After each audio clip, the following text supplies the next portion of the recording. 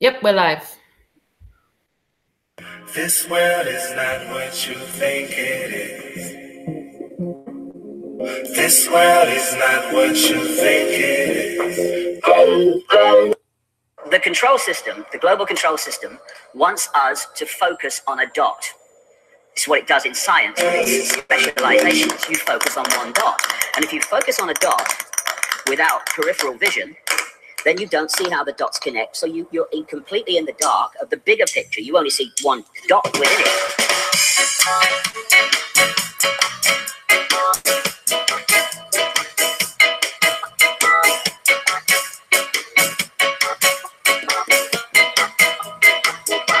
The world is a lie. Nothing is real. The world is a lie. There is nothing I can feel.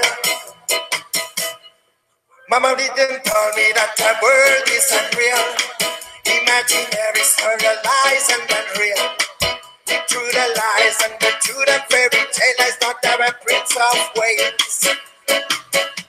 I never get told what is real and true. That's why I put truth out of the blue. Never really did. No one really cares that our heart it hurts. This world is a lie. Nothing is real. This world is a lie. There is nothing I can feel. This world is a lie. Nothing is real. This world is a lie. There is nothing I can feel. Nothing in the world will really exist. In any words, reality and twist. With the vision and the fear, my controller that the world is a sport.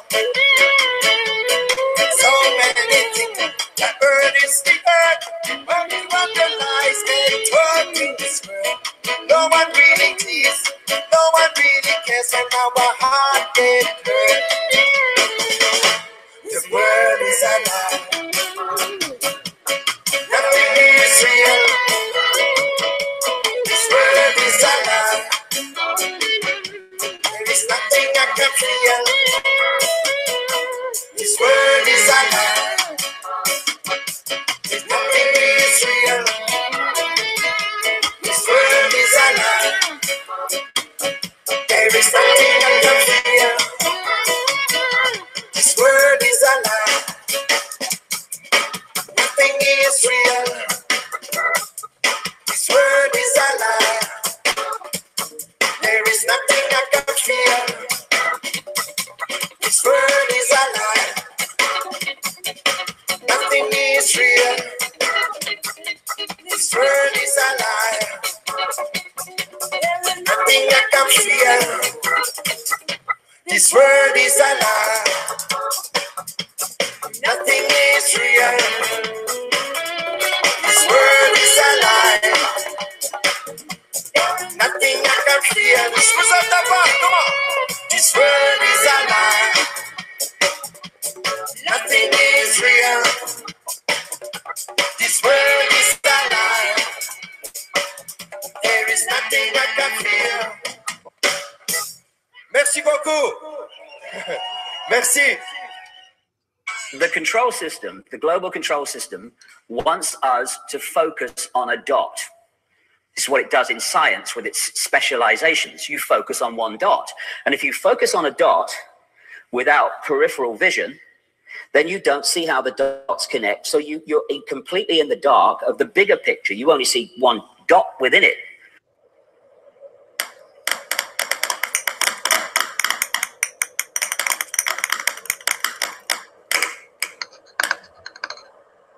This world is not what you think it is. This world is not what you think it is. Hello, everyone. It is Activist Monday. It is the 24th of September. It is about 11:15 UK time. It's Activist Monday with Richard and I on Connecting the Dots. Tonight we have got Everybody Equals Mind Controlled Squared, Rueben. We've got Roxanne, who is lifting the lid. We've got Zoom Truth, and we have got David GESNER. Hello, guys. Hello, Rueben. Hello, Roxanne. Hello, Richard. Hello, everyone in the chat room. Thank you so much for joining us tonight.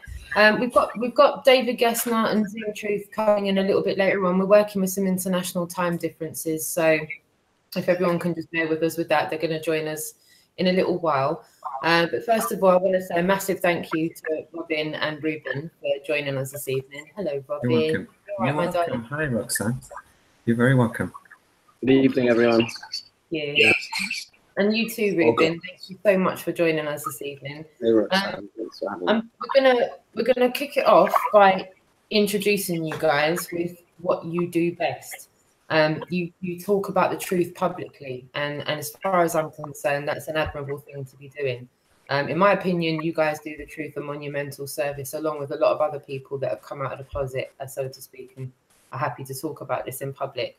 So I'm pretty much going to hand it back over to Richard again when he's ready, and we're going to give you an awesome synopsis of what everybody's about.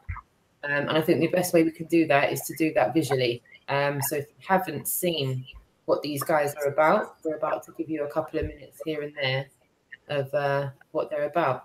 Is that all right with you, Richard? All righty, let's get this going.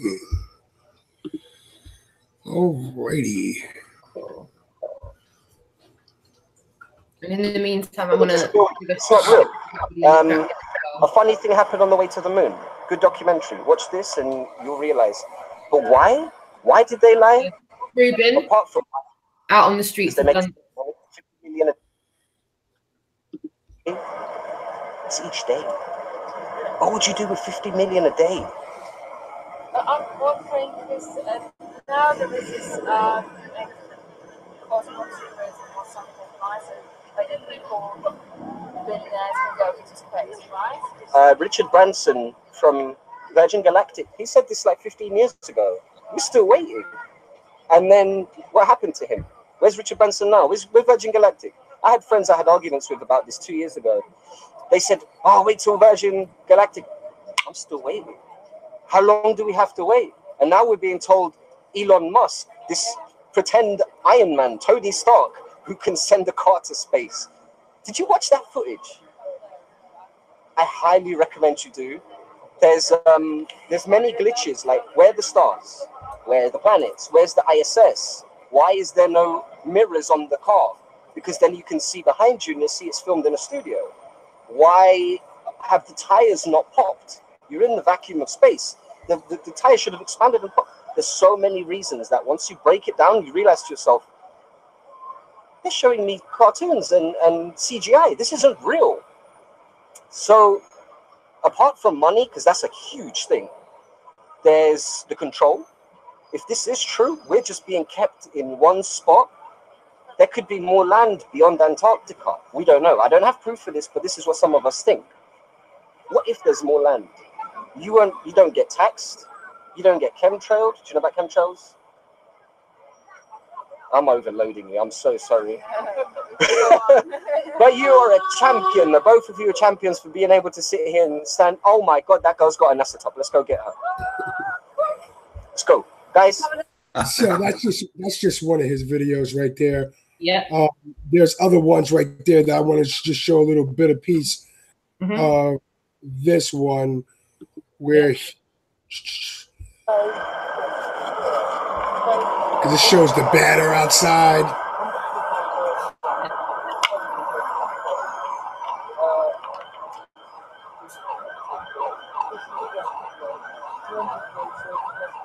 That's the NASA girl hiding.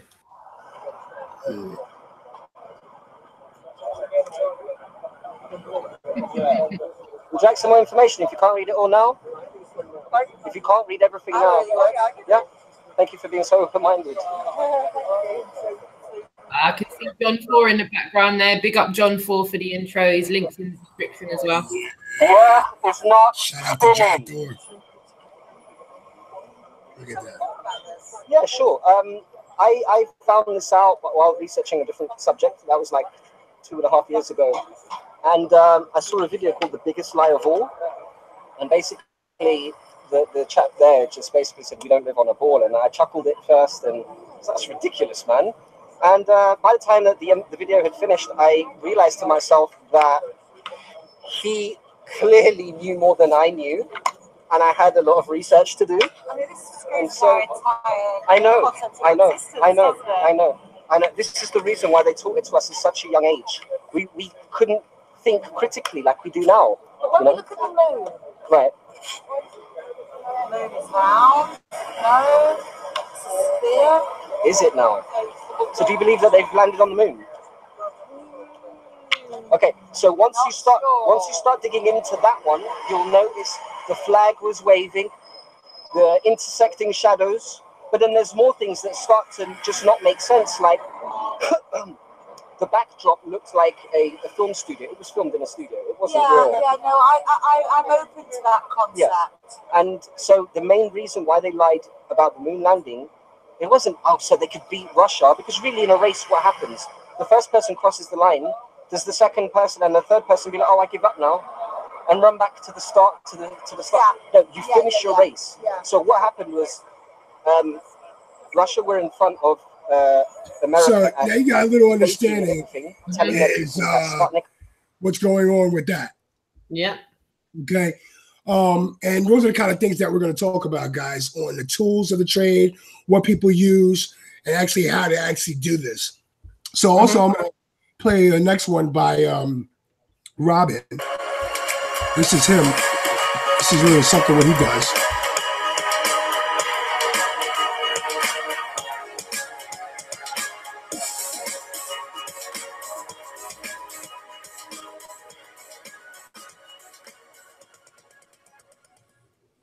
Hiya. Bit of a thought experiment about science. Fancy taking part? Bit of a quiz question? How long does it take? A couple of minutes, up to you. You decide when you want to stop. Basically, what I'm doing is I'm challenging what we were told about the heliocentric model at school. Right. So, you know, the Earth spins 1,000 miles an hour around the equator. Right. And then we're supposed to spin 67,000 miles an hour around the sun. Yeah. And then the sun's supposed to be whapping through the galaxy at nearly 500,000 miles an hour. Yeah. Well, some intelligent people on the internet are now just challenging that because they've noticed some things which don't really tally with that. So, for instance, here's the long distance world photography record. It's in the Finestrelles in France. And you can see this mountain range. It's a bit poor on my banner, but it's 273 miles away. And if we look at the maths or the geometry of a ball on the Earth, that distance should generate 3 miles of curvature. Right. And yet we can see the mountain range, which doesn't stack up. So, yeah, there's elevation to consider, absolutely, I agree. But 8 inches a mile squared. So, for instance, if I go to Porth Call and I look across the Severn Estuary, I can see Minehead, which is 21 miles away. And at 21 miles, according to that chart, I should have 266 feet of curvature. But I'm not seeing it. I can see the whole of the coastline, which is one of the first things that made me look into this. What about light refraction? Yeah, refraction does come into play, but these days the Coolpix P900 camera with an infrared lens can actually take a line of sight. Sorry, my dog. Take a line of sight 100 miles away, and you can see the coastline from the bottom all the way up to the top across a stretch of water. So, if I was to ask you, what was your #1 proof that you live on a globe? What would you tell me? That photo. Okay. So if I politely just give you some homework when you get home, is go on Google and search for photos of images of Earth from space, and see if you can hand on heart. Bear in mind the film Gravity is very realistic. Yeah, okay, super realistic. Go and have a look at the trailer. Yeah. Ask yourself, could I really say any of these are real photos? And then I'll just also refer you to the NASA website, which says Robert Simmons is a graphic artist, and he creates these what we call blue marble shots every year, and he uses high altitude balloon footage. He calls them instruments, and they're basically strips of data, narrow strips of data that he then pastes together using Photoshop. Yeah. And then he pastes the clouds on and essentially generates that just says we have been lied to, essentially generates the blue marble shot. Yeah. So if I was to say, please go and look up. It's not an exact sphere, though, is it? It's more of an egg-shaped. So we're told, and yet, if you think about it, all that centrifugal force really should push the oceans to a sort of bulge in the middle, which I think is what Neil deGrasse Tyson, is the American version of Brian Cox, has said. Okay, so basically, you kind of get an idea. That doesn't really stack up for me. You know what he's doing. Yeah. Because that's kind of what we're talking about. Look at the banners. Look how easy he's talking. Look how comfortable he's talking. And that's what Mondays is all about. That's what me and Roxanne, we want to do is get people to feel comfortable about speaking to other people, to doing street flat earth activism, going out there, waking people up and dropping those red pills. So after that, I want to go over to this website real quick because we're going to talk about one of the things we're going to talk about is tools of the trade. So David GESNER, he'll be joining us later on. He came up with a great idea is to make it easy for flat earthers and people that wake up to this to go and actually see, just to go actually to get all the tools that you need. It's like a one-stop shop. If you need banners, if you need stickers, if you need stamps, if you need apparel, everything. So and also there's a site. If you're a street flat earth activist and you're going out there making videos and you're going out there doing it, let us know. We'll put you on flatearth101.com as well. So here's some of the things. Like if you go to Flat Earth 101, the link is in the description.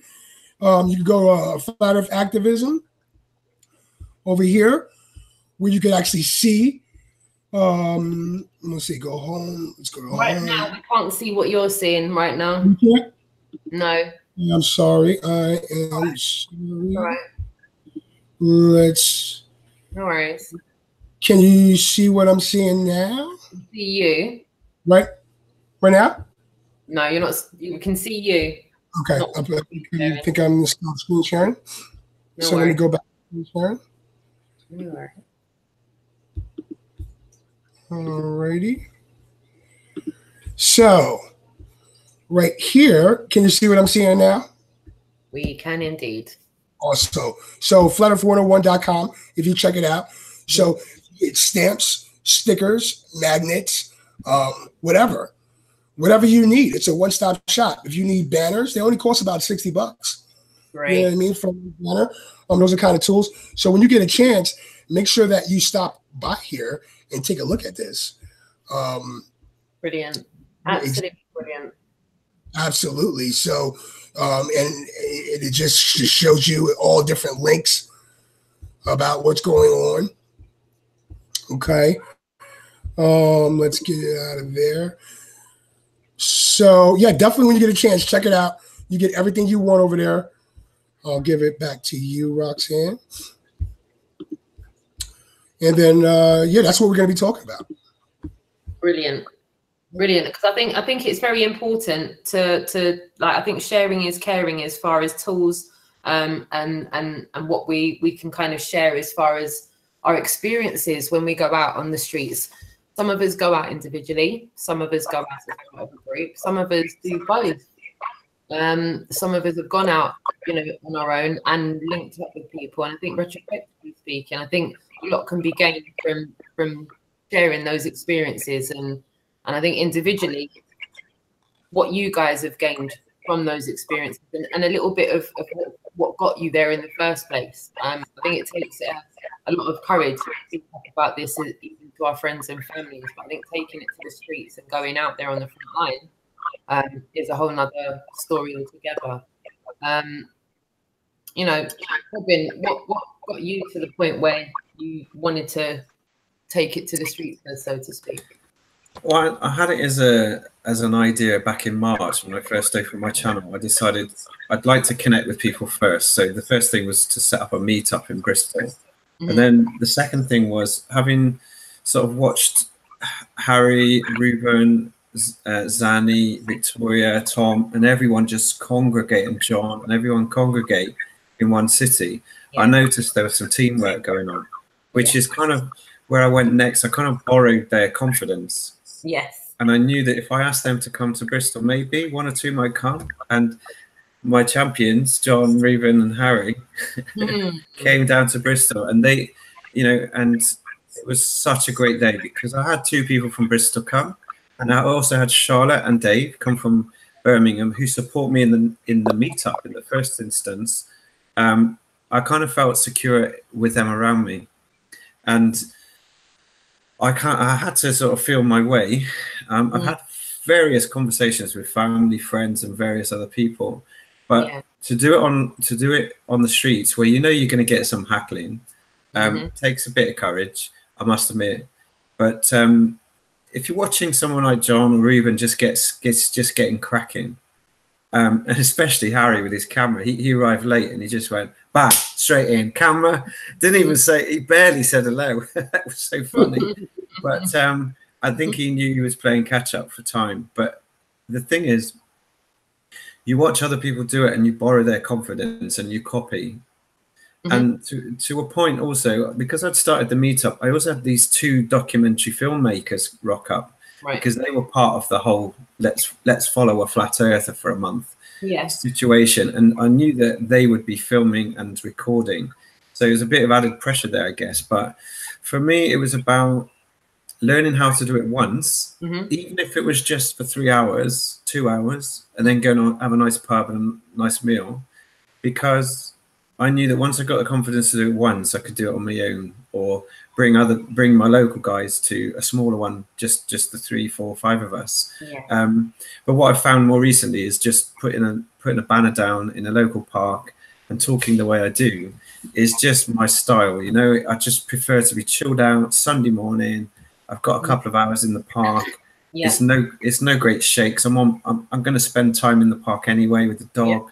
I'm going to be chilled out, so why not sit and chat with people as they walk past? And what I've learned doing it in the last 4 weeks, because I've done 4 now, is the people that come are the ones that want to talk. And yes, I've had a hackler who made satellites, but if you watch that episode, we actually do quite a good job of breaking down some of the things he thinks are so obvious. And what's wonderful is he stood beside someone who's really, really curious, and little does he know he's just about to go to lunch with his flat earth mate. And just as you couldn't make it up, just as Mr. Satellite Man is going trillions of tons of water hold because it's called gravity, this lovely Polish lady walks past and goes, "You should listen to him, he's telling you the truth." You see?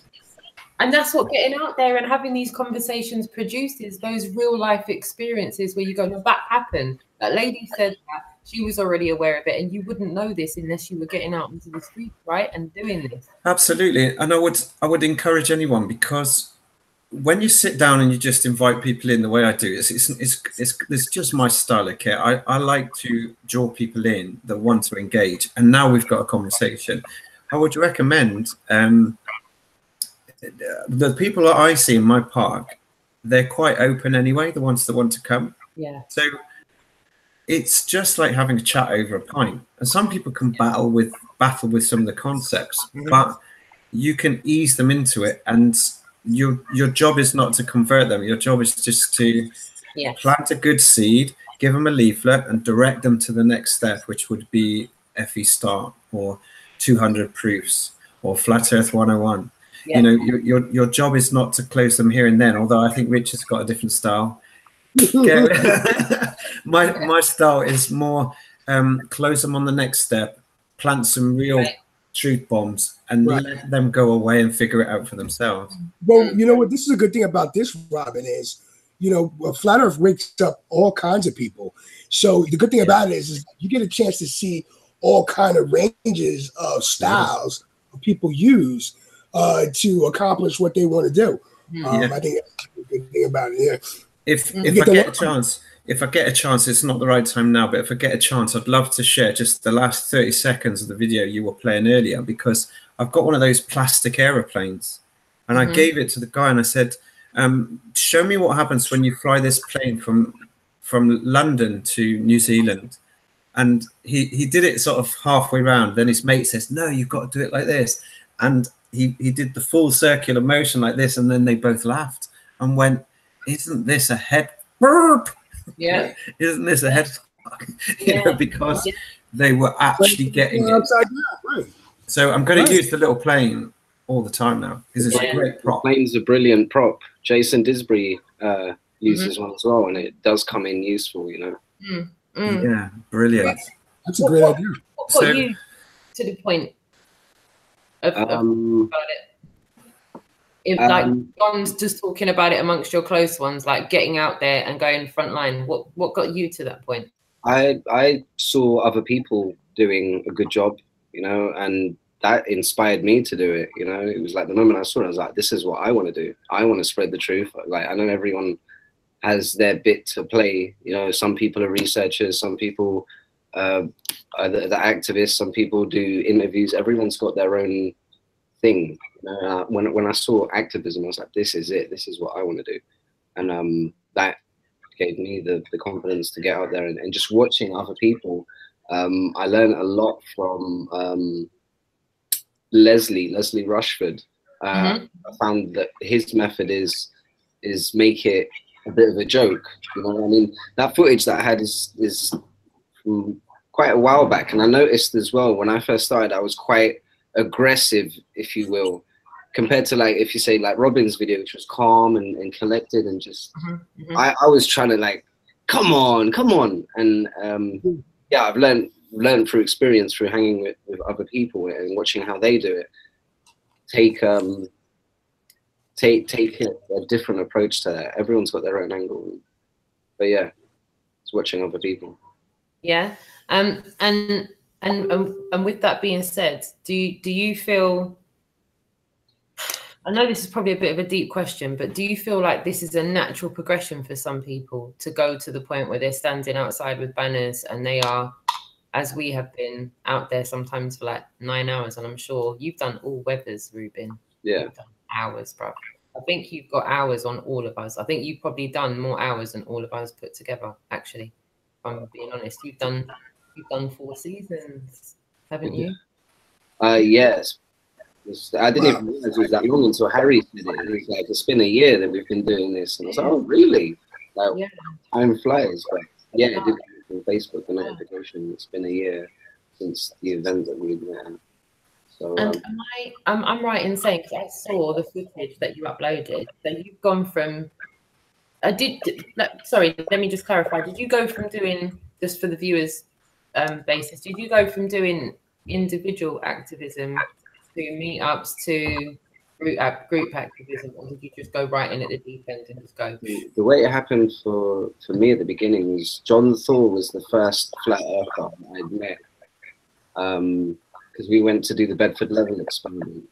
Right. When we got there to the place, you had to like type in the PIN number or something, and John THOR was standing behind with a lady called M, and they were walking a dog, and yeah, he just said, are you here for the Flat Earth meetup? And I was like, yeah. What's your name? And he was like, Rueben. I said, Rueben. I said, what's your name? And he was like, John THOR. And I nearly pulled his arm off his shoulder because I had seen the work he'd done online and I knew who he was. I was like, oh my God, it's you. Like, this is awesome. I'm not crazy. There's another Flat Earther.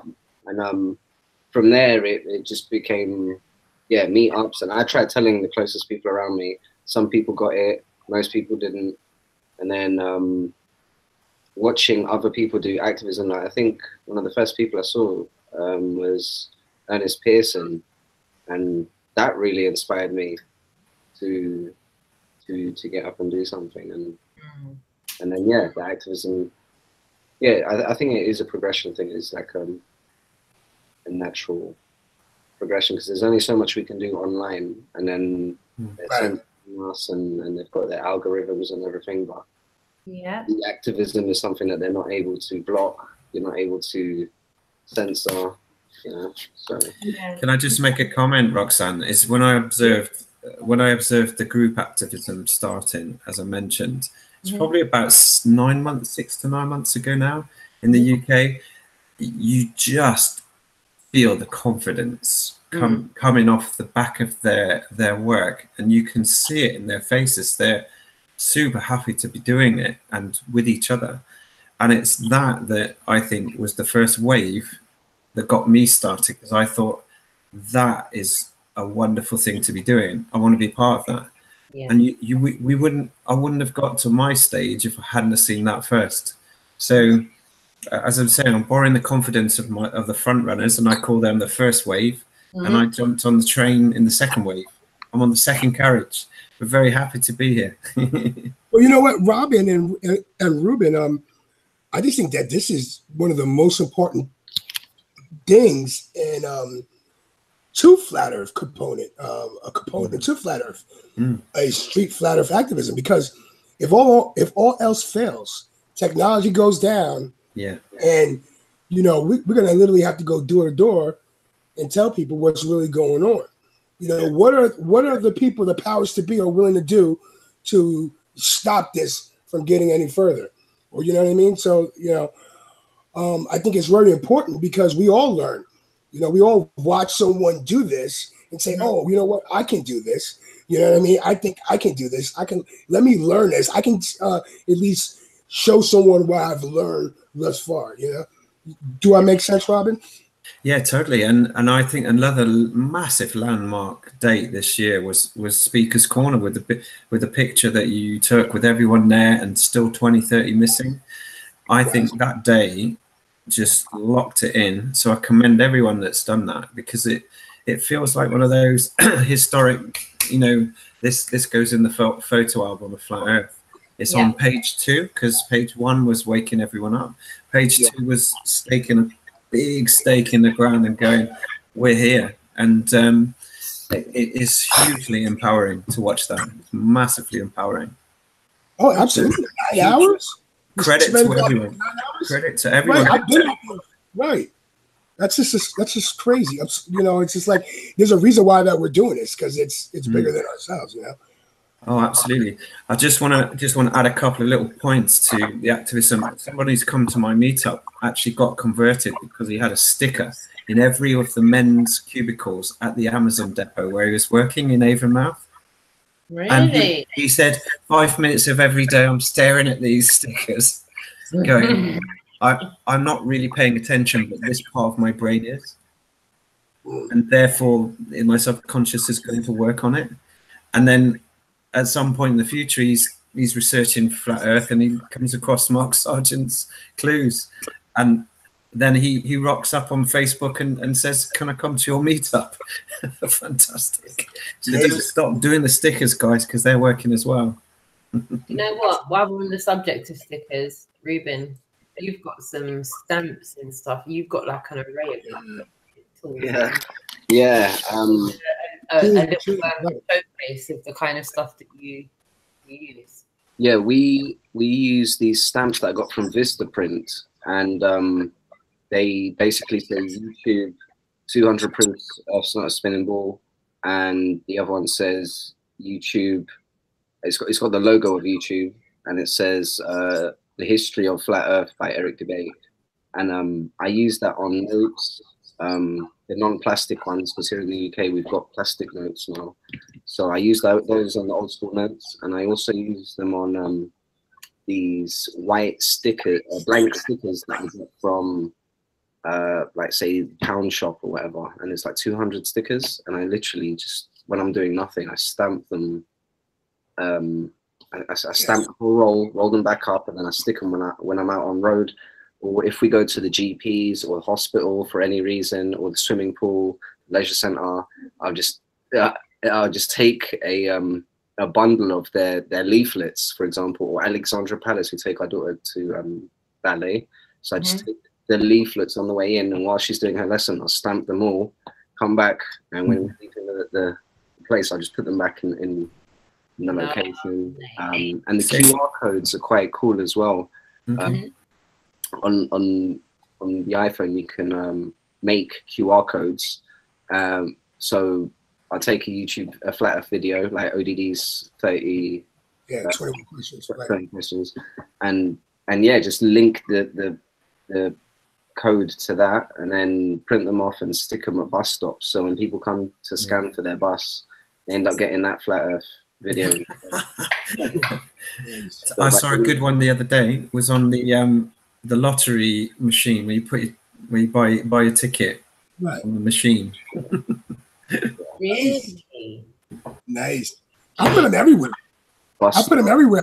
I got an idea from a friend. I go, well, I take like a stack of these cards right here, flat Earth research cards, and I go in like Target or Walmart, right where they sell the globes. I just like stick them right on a globe. Right. I stick them on there. Yeah, they sell the globes. I just throw them all over the place. Hold it up nice and close to the camera so everyone can see what you're showing. You hold them up nice and like, so this is flat Earth, and then we turn it around over here. It gives people like a link to Flat Earth 101, because when you go there, it's like that's when you go down the rabbit hole. So one-stop shop, you know, because a lot of times when you tell people to research Flat Earth, the problem is people don't know how to research anything. Yeah. So, you know what I mean? So you got to, teach people. You can't just keep them at research Flat Earth. You got to teach them how to research, because there's so much disinformation, misinformation out there, and then to lead them in the wrong direction. They need a starting point, and then from there, as soon as they got that first video, the suggestions will come up on the side and put your seatbelt on. Yeah, absolutely, especially that allegedly Dave one where he the interview in Macedonia. Yeah. I like giving a lot of people that one as a first one as well too. Yo, check this out, because it covers a lot of stuff, in one shot. So, but we were talking about tools of the trade, Ruben, and you have tools of the trade, man. So you're out there with a bullhorn. The reason why you get really good footage is because you put a camera on your head, like you have a band. If you obviously right, and you got banners out there. So kind of go over that, with us, about some of the tools of the trade that one would need to do what you do. The camera is always important, like you not only want to capture these conversations and that, but you want to kind of keep it for yourself for your own protection. If anything were to happen, because like some people do really, really get triggered from this topic. So that is, it's like a double, it's there for two reasons, and I think having the camera on my head just makes everything much more easier. I can talk with my hands, I can show stuff, I can point to stuff, so in a cheeky way, it's like not asking for permission as well. Like sometimes when I'm engaged in a conversation with someone, I can ask them, do you mind me filming this? I can turn this off, or I can pull it down. 9 times out of 10, because it's just rolling in or whatever, they'll just go with it. So yeah, well said. That's called an assumed close. Yeah. That's assumed close. Like, yeah, you talk to me, I got a big ass camera on my forehead, you know what I mean? That's it. And as Harry has said before as well, people act differently when they know they're in front of the camera, rather than when it's just them speaking to someone. They're more prone to take Mickey if it's just you and them. If there's a camera in the face, they're like a bit more professional. And where's this going to be uploaded and all of that? So that helps. And as we said before with the plane really does help as a prop. John THOR as well usually has a bottle of some sort of a liquid, like usually water, and he always uses that as a reference. Like, look, liquids are always contained. Right. Yeah. So that helps. The job. Absolutely. What we've done before as well, I forget where it was. I think it was Eastbourne. We had a phone playing 200 proofs that Earth's not a spinning ball, and we put it into one of those little portable speakers. We just left it next to the banner. So as someone comes along, they're hearing proof 5, proof 6, and they're like, oh. So it's kind of doing a good job for us. What else? We used to do stencils as well for graffiti, just a quick. And I'm promoting graffiti, but It's good to be beside water if you can, by a lake or the sea, and that's not possible everywhere. But yeah, that's always helpful. That's definitely. I like playing Ranger's method, that where he's just out at sea and that as his canvas to show people. Well, Ruben, you know what's crazy is that me, Zoom Truth, people like Zoom Truth, Marilyn and Dave GESNER, and other people, we go out to the shore and we set up a level so actually people can actually see.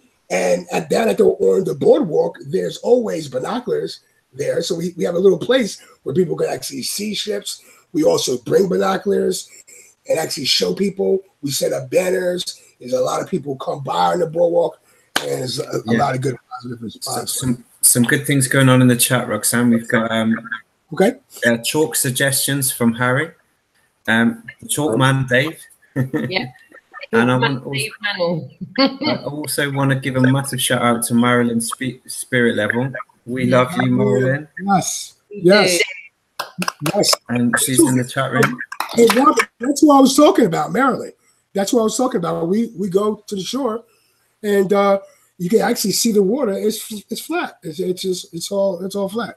So absolutely. I've learned so much listening to Marilyn. Do you know what? There's a new comeback which is so good, and it's when we're talking about the curvature of the earth and water curving round. People say gravity, don't they?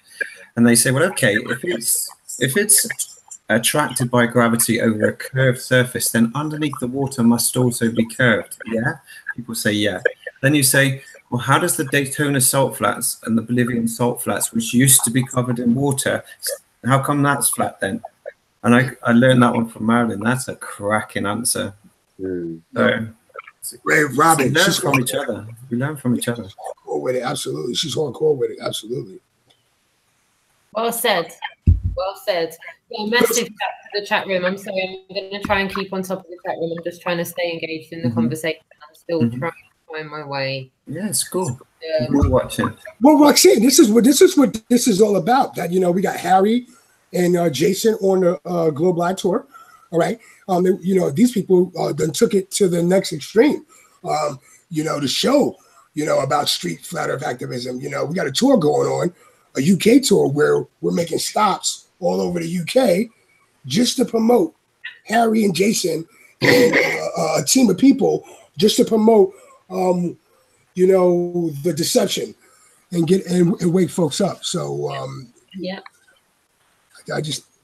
what are your thoughts about that, Ruben? Have you been following the tour and paying attention to what's going on? Yeah, I have been catching up late, like a day behind, while I'm working from home. I've been listening to stuff, and Jason, it's beautiful to see Jason progress as he has.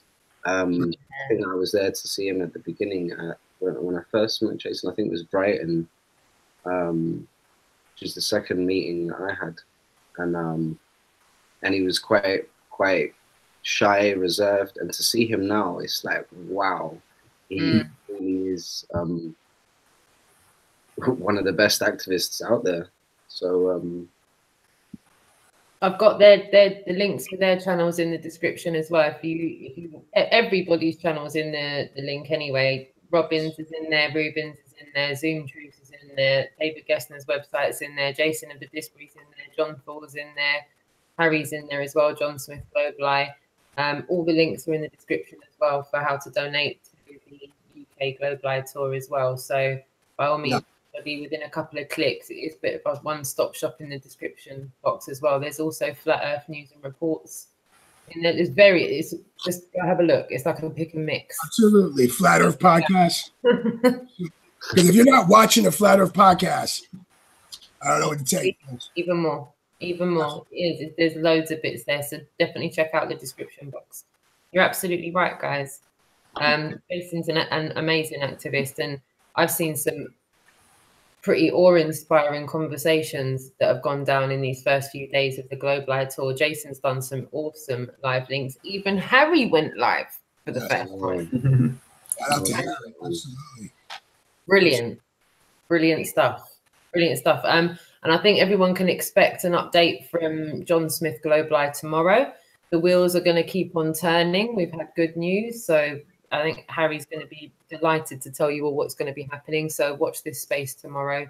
Get the notification bells clicked onto John Smith Globeli and keep up to date with what's going on. And massive shouts to everyone in the chat room. John Smith Globeli is in there as well. All the moderators, everyone that's tuned in. Massive respect to you all for taking the time out to be here live. So yeah, massive. Yes. Now, Roxanne, I have a question for everybody. Yeah, for you and everybody. I'm going to start with you, Roxanne. Yeah. You know, what is Flat Earth street activism? What is it? Flat Earth street activism, to me, is going out amongst the general public, amongst a bunch of strangers. Doesn't matter. You could be anywhere. You could literally be anywhere. So you could be in the middle of a Texaco garage when it's ready for your time to pay for the gas. You could be in Sainsbury's, or if you're in the States, Walmart. It could be your time to pay for your shopping. You could be in the playground at your kids' indoctrination center. Try to wake up the other parents. Tell a friend to tell a friend. You could be. It's just every human interaction you have. I think that's what activism is to me. From the first point of contact, whether you're out there having individual interactions with people or group interactions with people, the fact that you're out there intermingling with strangers and trying to show them to question what they've been told, I think it's safe to say you're doing activism. Yeah, well said, well said. Rueben, I'll bring that question to you. What is Flat Earth street activism? What is it? Same as what Roxanne has said as well. I mean, doing it online, posting stuff online only gets us so far. And it just came early watching other people that were ahead of the curve. No pun intended. That they were doing activism, and I was like, this is the way forward, you know? Like, this just is the way forward, because it gets to a point. I know that my family's had this from, like, people that knew me before 2015.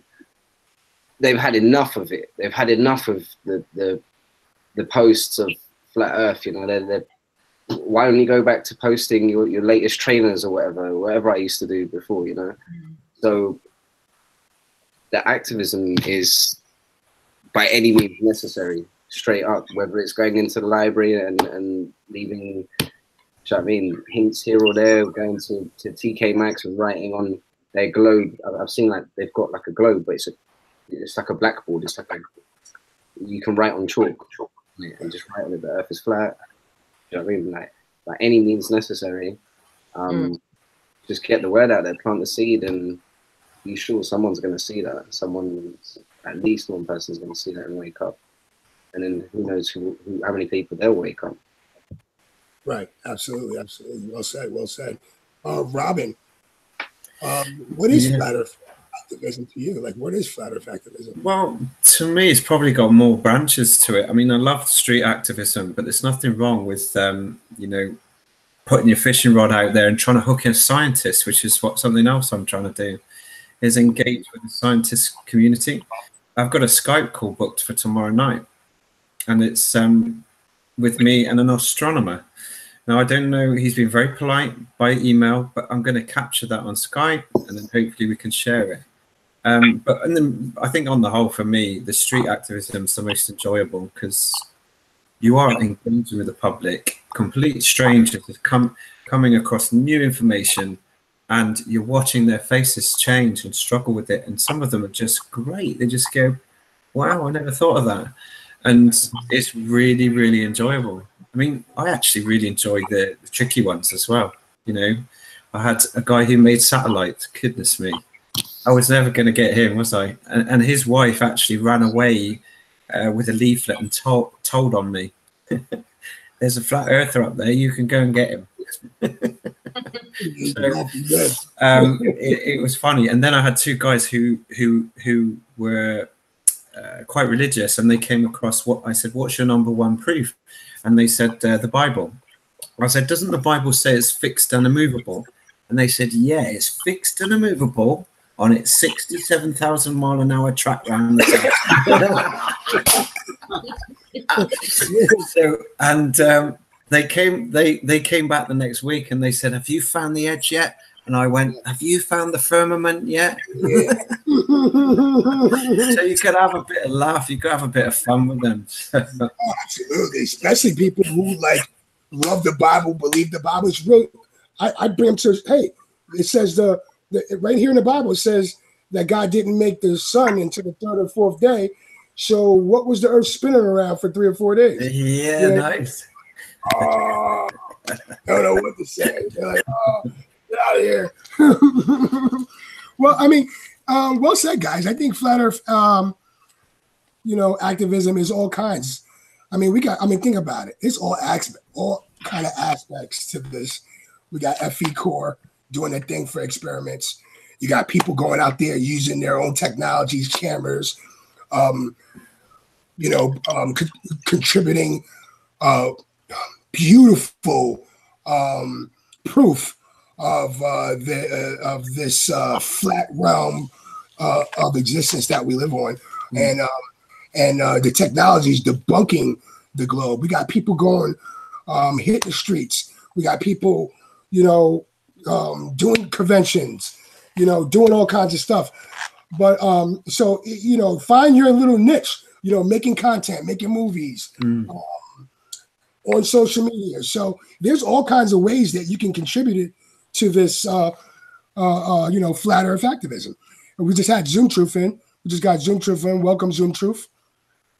Roxanne, we just got Zoom Truth in. We have. Thank you so much for joining us. Yes, he's also Zoom Truth. I don't know if you guys know him. He's also a street flat earth activist. He goes hardcore with it all the time. Definitely frontline understatement for this man. Yeah, I'd put him in a classification of an activist elite, because he's just out there relentlessly. As far as I'm concerned, like he's an across the pond Harry. He's just out there, banners and all, just getting as much of it recorded, as much of it documented. Yes. The amount of human interactions that we see, it's a plethora every time you upload. It's like a smorgasbord of every, kind of contact you could possibly think of having with people. It's addictive viewing, I'll tell you that much. It's addictive viewing. It's definitely well, the same with you guys, though. I mean, that's how it is when you see red pills being dropped.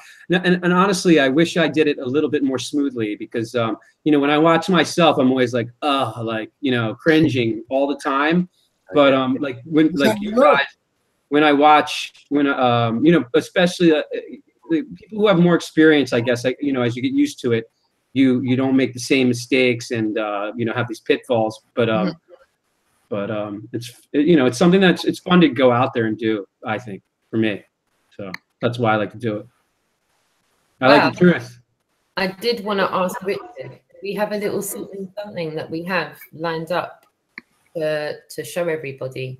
The kind of thing that we're talking about, Zoom Truth gets out there and does. Yeah, Zoom Truth, that link you sent me, I didn't get that. So if you could resend me that real quick. Yeah, I can. You want to make it public? Should I just make it public too? Do you know how to share? Yeah, you can make it public, or do you know how to share it? You can just share it. Dude, I sound so stupid, man. This is embarrassing. Hold on 1 second. I'm just gonna send that to me, Roxanne. I'll wait for him to send that to me. Okay. We can go over to my next question. Just send it to me in my. Send it to me on my cell phone. Okay. I guess the next question, Roxanne, would be like, why should we do flat earth street activism? Roxanne, you want to take that over? Accepted. It needs to be socially accepted, first and foremost. The activism can't stop. It can't ever stop until it's socially accepted. It has to at least reach a plateau of being socially accepted. Then we can move forward from there.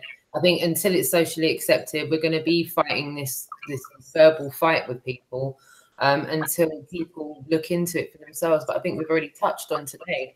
I think, myself included, I've had to adapt the way I research things. I haven't been able to go at these subjects in the generic way that I would normally go into things when I was living my asleep life. I've really had to slow down, like really slow down.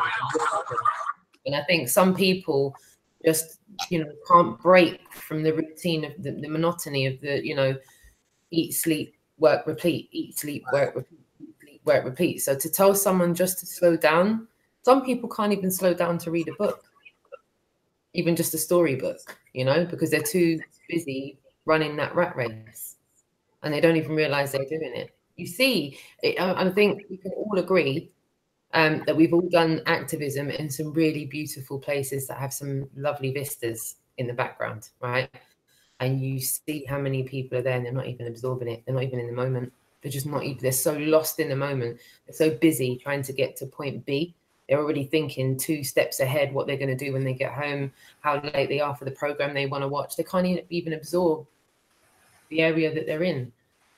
So I think, like I said, until it reaches a plateau of being socially accepted and people are willing to slow down enough to look into things, the activism can't stop. That's why. Huh? Has to keep well said. Well said. Well said. Yeah. Anybody else want to add on that on that panel? Like, why should we do this? Why shouldn't we do it? we have to do it. Absolutely. I agree. Yeah. Well, it's all kind of aspects of this, you know. Yeah. When people ask us, you know, how come we don't do a show on Sunday? That's because I'm watching Glowbusters. You know what I mean?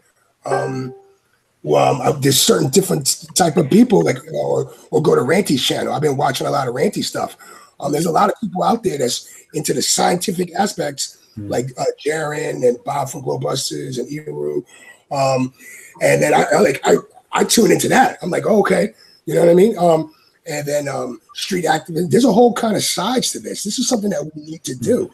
And just because you can't go out in the street because you're disabled or you just don't have the time, there's other things that you can actually contribute. But we want to make this much more popular than what it is. And inspire people that are already woke into this deception to go out there and wake up folks on the street, you know?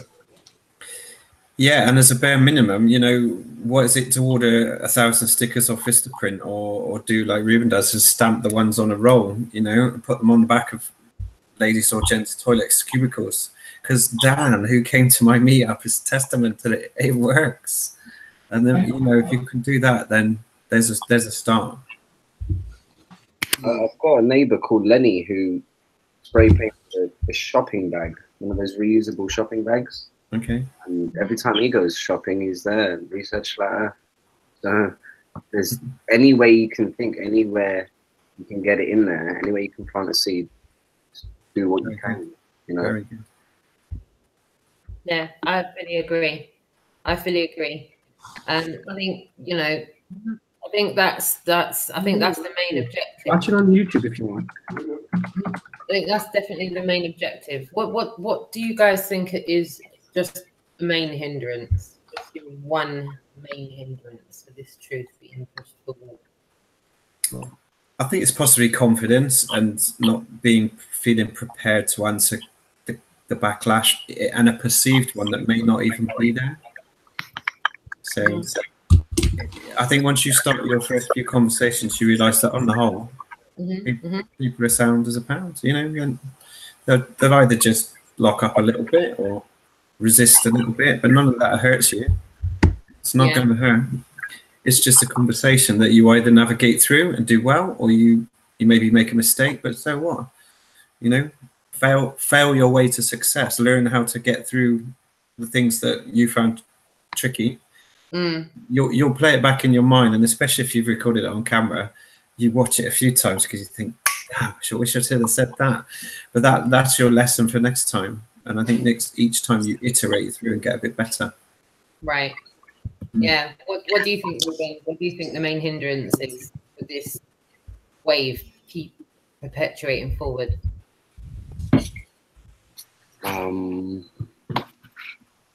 If it's not what Rueben said, then possibly the trolls that really don't want people to wake up, you know, the ones that, for example, like we've been at Hyde Park before, and the same troll that bothered us last week is there again, just saying the same stuff that he did last week, you know, just trying to deter as many people from researching the topic as possible. But I think given enough time, they'll be the minority, you know. with everyone chipping in the way that we're doing, they will be the minority. And yeah.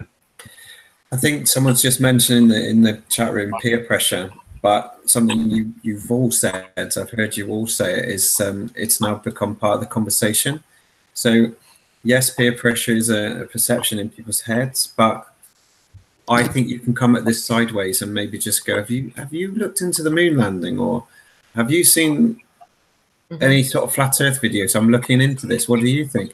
You don't have to come full on as, here's my badge, here's my t-shirt. You don't have to come full on. You can come sideways and just drop it into conversation. Test what people think, you know, and if they respond in a positive way, you do the Richard, get in there, close. No, I'm joking. But you I couldn't resist that. But you can gently just open up the subject. I got to a point where I started doing this, and I was like being polite and stuff. I'm like, you know what?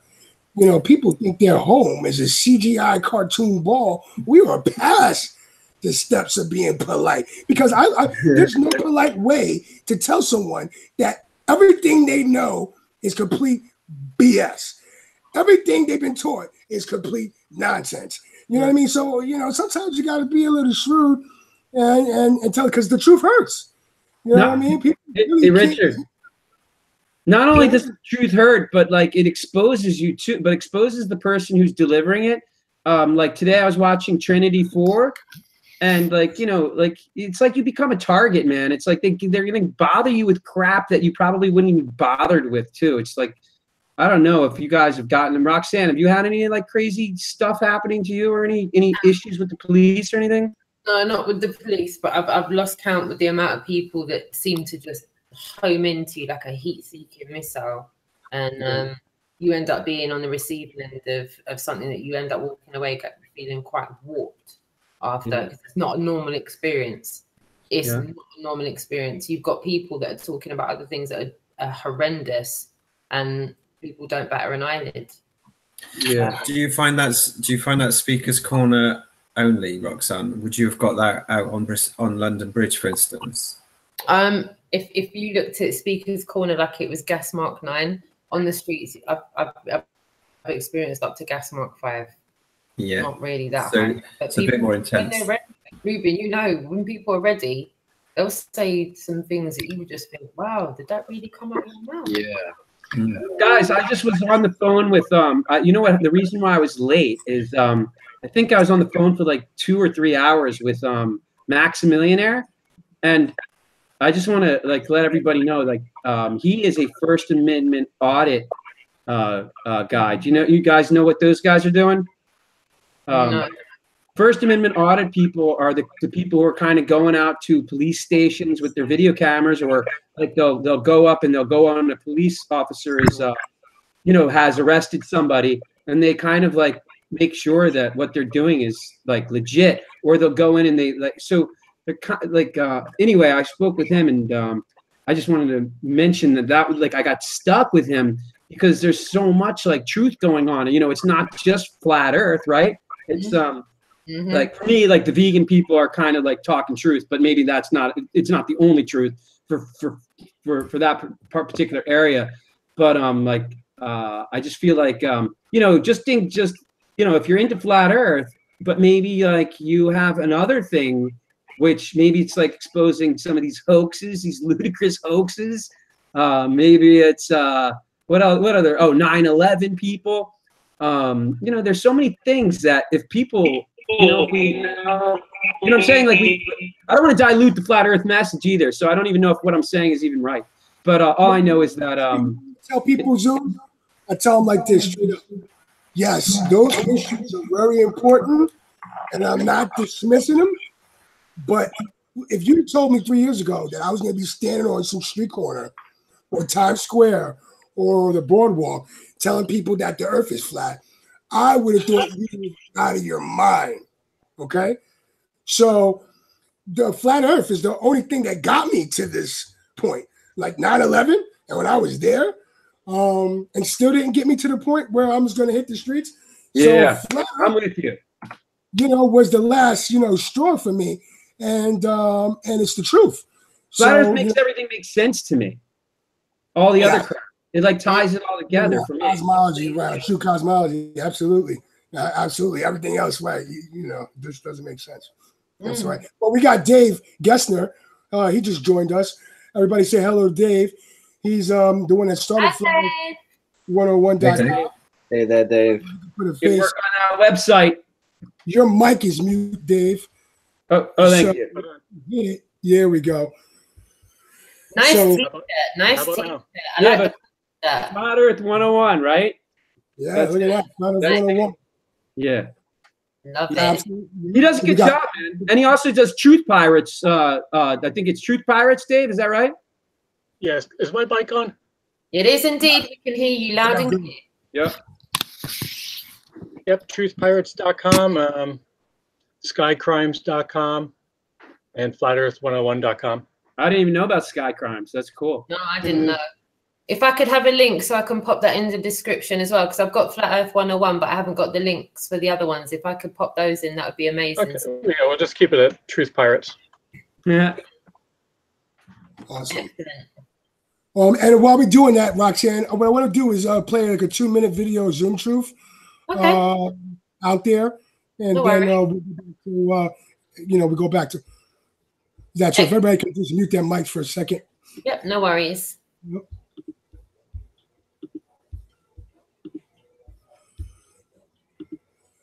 All right, can you see what I'm seeing? No, I don't. Well, you're disputing, ballers.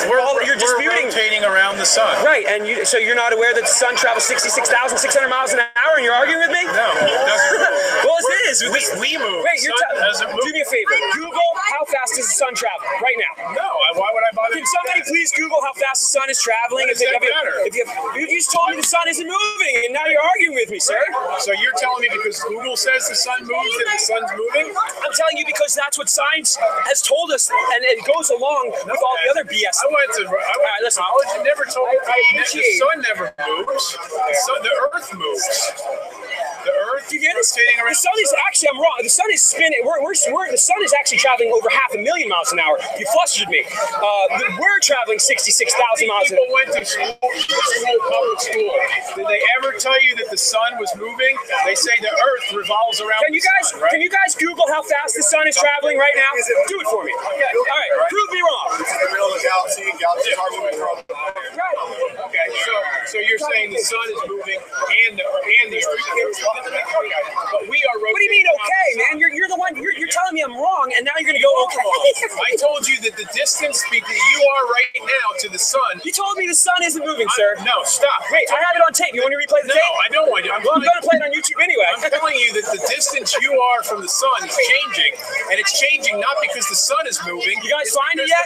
Okay, I appreciate that your input. Maybe you're trying to help me, but it doesn't seem like it. Hey, Brad, can you do me a favor? I'm trying to tell them that you're totally wrong. Thank you. I appreciate it. Over there. Look at the moon. How about I stand next to you and tell you there's no God while you do your little thing? The Bible says that God formed the earth. Okay. The Bible also says there's a firmament over the earth. Right. By the way, did you guys find how if the sun is traveling? Right. What? Wait. So that just gives you a little bit of insight. You know, people could look at that kind of, Excellent stuff. You know what I'm saying, Roxanne? People could kind of look at that kind of kind of different ways, or they could say, hey, when you get so much ridicule and you got so many people coming at you, sometimes you develop a thick, a thick coat, a thick skin. Roxanne, everybody know about that, right? Yep. There was a reason why I kind of chose that one. And honestly, when I watch that, it seems the absurdity of it is like so many different angles, because I literally was arguing like the ball Earth model at a certain point there. I'm like, well, the sun is doing this and that. But the reason why I wanted to put that up there real fast is that what was really totally interesting is that that happened maybe a month and a half ago. That it was in early, middle of the summer in July or so. And I bumped into. I was at the grocery store, my local grocery store. It's like a mile away from my house, about a week ago. and I was trying to flat smack like the grocery store clerk. The owner was bagging the groceries, and there was a woman who was being helped. And it was really funny because I was like, how many times am I going to have to wear this shirt before one of you guys investigates flat Earth? I was just kidding around with him. And like the owner, he kind of ignored me. The girl ringing me up laughed, but didn't go anywhere. But the woman who was being waited on, we started a conversation, and we took it out to the parking lot where we were talking for over an hour. And it went from 9/11. She was a teacher who she didn't like being part of the union, and new things about how teaching, how she has to say things that she doesn't necessarily agree with. It was really crazy. So anyhow, at the end of that conversation, that woman, she was like, I really want you to go to my church because I'm a born again Christian, but I don't go to churches. Like I can't really. I have a hard time having like that connection. Because like, to me, it's like, if you don't believe the earth is flat, then how the heck what are you reading? What do you, I'm sorry, but that's how I see it. So what was cool is I went to the church on Sunday, which I don't even think is like Sabbath day either, which is a little weird, whatever. So I go there. She didn't show up. She missed it or some reason. But who do I see at the church but that guy who I was arguing with on the boardwalk? Like, what a coincidence, right? I mean, that beach is 45 minutes from my house, and this is now a month and a half later, and that church is like 20 minutes in another direction from my house. I just thought, like, that is a strange coincidence, maybe? I don't know. I thought it was kind of cool, so that's why I posted that particular video, just because I thought it was relevant. Interesting. If people that don't know who you are, his link is in the description. He goes out there hardcore by himself with people, whatever, and goes out there and preaches the flat earth, and wakes and wake people up. So you go in there and check out his channel. He has a tactics that he uses. He's learning. He's actually coachable. We talked about a couple of things before, and he goes out there. And what I want to ask you is, Zoom Truth, while we have you on right now, is what motivates you to go out there every day and do what you do? Well, I haven't been going out there every day, man. I think about this stuff all day, like 24/7. That's a fact. Probably a lot of us here do. I think it's obsessive. I feel like I'm trapped. You know what I mean? I feel like we're trapped, and the system is so corrupt, so evil, so miserable, so much misery taking place. It's unnecessary. That's what motivates me. See, I brought up Trinity 4. I think I did. With his one of his latest videos where he was bummed out, man, because the freaking courts are attacking him over this situation he has. And that's what happened to me, man. It sucked the freaking life out of me. It's still like in the background because now they want to have a trial. They want to have a trial over me having videotaping the boardwalk. Like, it's like the absurdity of this is absolutely hard to comprehend for me. And so when I saw his video, I was like, that's exactly what happened to me, man. It brought it's not like the ticket bothers me. The ticket doesn't bother you. You don't care about the ticket. What bothers you is that this power, this authority demands that you show up somewhere. And if you don't, some men in costumes and freaking with guns might take you away.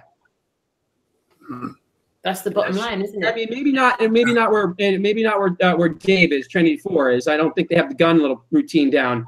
But sure enough, if you don't pay attention, they'll find a way to get you. I think there too, right? Mm-hmm. So that to me was like that's what motivates me, I guess. And the other thing is that I've come to the conclusion that how the heck can I open my mouth about anybody? How about myself, I guess, worrying about myself. Like when I'm existing with all these people in prisons and all these people having the government after them. And I mean, for me, it's it's the government. It's like government is like the main, is like, I don't know if I would call it my enemy, but I think it feels like it's my enemy. They're not doing anything for me that I like. They take my money. They threaten me. They tell me what I can and cannot do, which has nothing to do with any real laws that I know of. and I'm sick of it, man. I'm like, it makes me sick. So that's what motivates me. Sorry to bring everybody down. No, I appreciate it. Robin, you wanted to say something on that? Yeah, I just got you got to channel your frustration and your anger, and we can see that coming out in spades on the street, which is absolutely awesome because you're taking on all comers, and I don't think many people could do what you do. So the fire that you're breathing, you're hosing everyone down with this fire. It's amazing watching you work. So I commend you for that. But sometimes maybe we want an antidote. Okay, once. No problem. Just to finish off, if I may, it's just to say, you know, I tune into a podcast called Anarchast, and it's a guy called Jeff Berwick who's a flat earther who runs the biggest anarchist conference in the world now. It's getting on for 2,000-3,000 members every year, and if you listen to that podcast, you get some amazing counter views on how to counter all these things. So cryptocurrency, healthy living, healthy thinking, all these good things. And you know, feed your mind with that, mate, because if you're out in a car, give yourself an hour of that because it really pumps you up. Yeah, Jeff Berwick is excellent. Yeah, I like him. Absolutely. Yeah, man. And the other thing is, like, I mean, I'm not like angry. I'm not really angry anymore. I'm beyond that. And like I've learned, like even Marilyn always tells me, she's like, it's love, love, love, and she's right. Like for all, like I was just as evil and just as wicked as like the people who I think are bringing evil on us right now. I think most of them don't even know.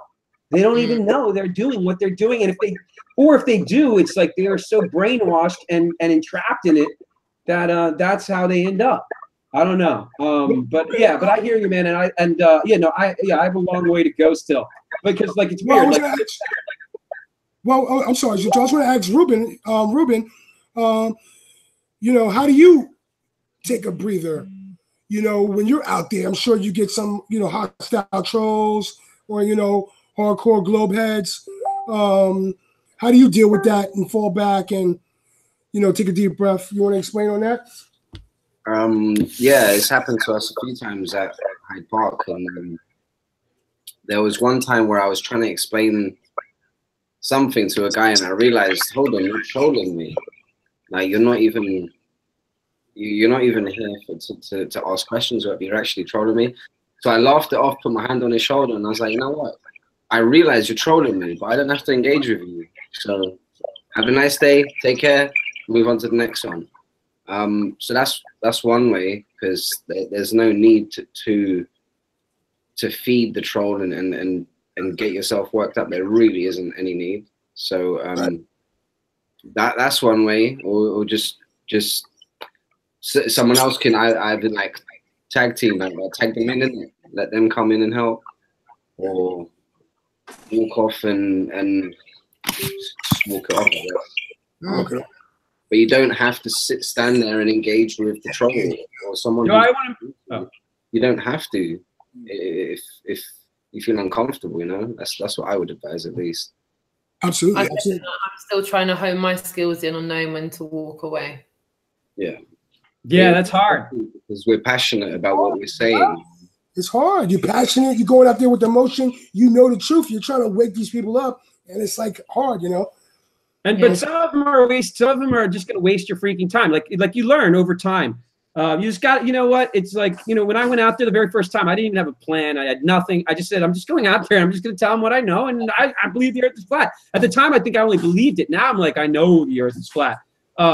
With that said, dude, I don't know. You guys been watching Poncho Pete? Anybody been watching Poncho Pete's channel? When I get the time, I'll definitely give it a look. I don't ever get time to watch all the content. Like I just got introduced to those guys, and oh my, like they covered. I'll post a link to it's Poncho Pete episode 703, and they did. I was telling Richard, I was up till 4 a.m. on Saturday night with these guys, or they were doing it. Like I just came on to, you know, be with them, and it was crazy. They were there for the Behind the Curve premiere. So they were on location in Hollywood at the premiere, and they had it all set up and everything. And Mark Sargent came on and joined them at one point, and same with Patricia Steer, which was kind of cool. And we red pilled a few people from the chat session, which was really innovative. I thought the way they did that.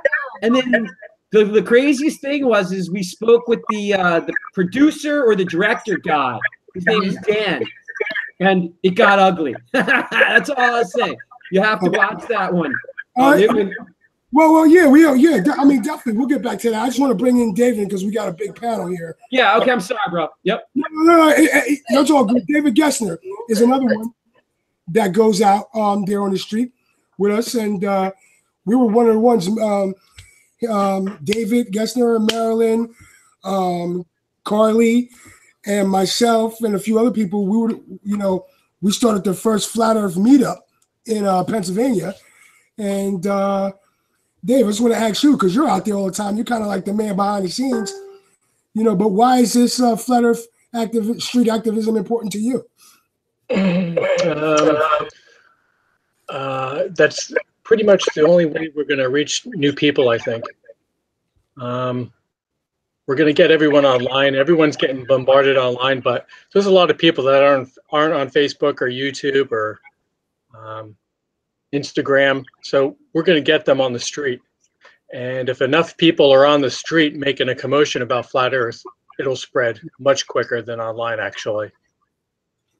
Absolutely. Absolutely. What motivates you, though? I mean, what motivates you to do what you do? I guess just getting information out. If I know something is wrong, health-related or chemtrail or 9/11 or the Earth, I'm going to tell you. And that's why I did truthpirates.com to showcase everything. Just about everything's on there. To wake up to all the deceptions out there. Absolutely. And then flatearth101.com. It was just, Flat Earth was too big to just leave, just have one category on Truth Pirates. So I did a whole nother site, and that's still evolving. Wow. So it pretty much acts like a bit of a one-stop shop. Yeah. I think I covered just about everyone. But if there's someone I'm missing that would be good to feature, I'll feature them. Dave, your website's awesome, bro. Thank you. And thank you so much. He's so like he just does stuff for you, like, you know what I mean? He's not like asking for anything in return. And he asked me for my bio. I still haven't even gotten it to you, man. I'm ashamed of myself. I did get you that geolocator thing, but now I don't know if it's gonna work. But like he's just like, this is the one thing I do think though. It's like, like not everybody has to be out there doing activism or stuff. Like, you know what I mean? To do the website is huge. Everybody's doing their part, I think, right? Or hopefully we can get people to, do their part. Well, it's not so, I mean, technically I'm like the worst activist when it comes to in person, but I can put my cards everywhere I go. Yes. So on a weekend, I'll maybe lay out 250 to 500 cards here and there, and they're getting picked up because I'll sit and watch. I see people pick them up. You don't have to hand a card to somebody. They'll pick it up off a table. Yes. Correct. And as Rueben said earlier on, that's activism. That is activism. Doesn't matter what we want to package it up. That's activism because you're making people aware that they need to question what they've been told. Heavily question it. All parts. Yeah, absolutely. Awesome stuff. Can I ask you guys, I want to ask all of you a question, and maybe I'll just narrow it down to one. Could you, and I'll start from the right, so I'll start with you, Zoom Truth. Can you just give me one other major, in your opinion, important subject that people should be looking at right now? From your one, point? just one? You're going to limit me to just one? Well, I was going to go for 3.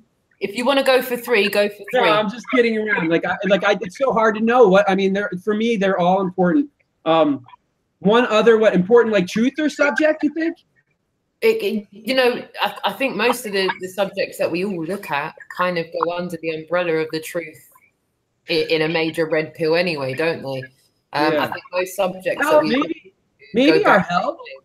Maybe the health fly, all about our health and how, you know, when I see truthers who are still drinking and smoking and killing themselves physically.